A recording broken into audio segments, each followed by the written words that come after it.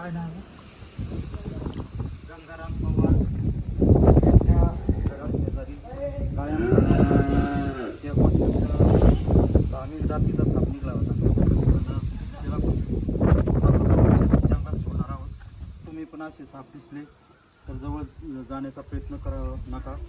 लांबून लक्ष ठेवा आणि जवळच्या प्राणी मित्राला कॉल करा, ते येऊन पकडून सुरक्षित जंगलात सोडतील, जेणेकरून त्याचा जीव वाचेल आणि आपल्याला कळेल.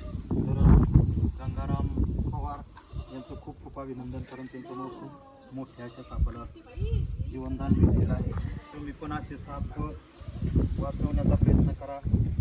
जे धोकादायक असले तरी पर्यावरणातील महत्त्वाचे घटक आहे आणि असे साप वाचले तर त्यांच्या भीतीमुळं जंगल झाड वाचतील आणि जंगल वाचले, झाडे वाचले तर माणसं जगतील, कारण त्याच्यापासूनच आपल्याला ऑक्सिजन भेटतो.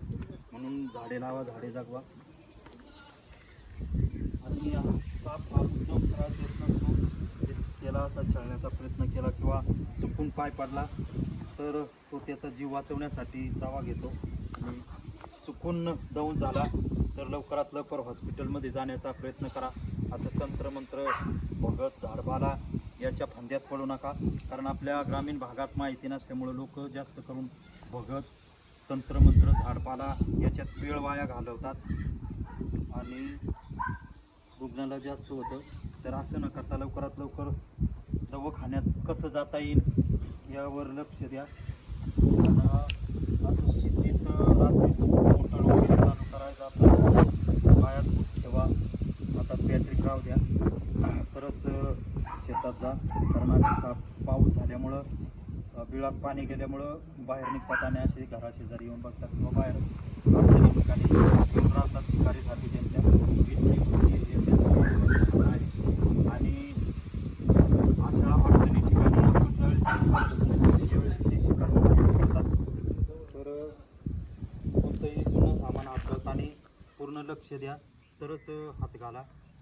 आणि असं घराच्या आजूबाजूला जे जुनं सामान आहे ते बाजूला ठेवा, स्वच्छता ठेवा, जेणेकरून असे साप येणार नाही. तर तुमच्या सर्वांचं खूप खूप अभिनंदन, कारण लक्ष ठेवल्यामुळं पकडण्यास खूप मदत झाली.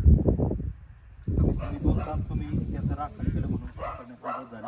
असं तुम्हा सर्वांना आमची हात जोडून विनंती आहे की घरांची स्वच्छता ठेवा, जेणेकरून असे साप येणार नाही. तर धन्यवाद. ते आदिवासी